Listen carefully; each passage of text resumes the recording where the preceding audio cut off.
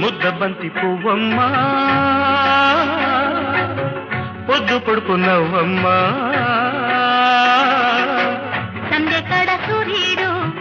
అందగడినన్నాడు కొండసాటు నుంచి కొంగుసాటు దాకా వచ్చాడోయమ్మా ముద్దబంతి పువ్వమ్మా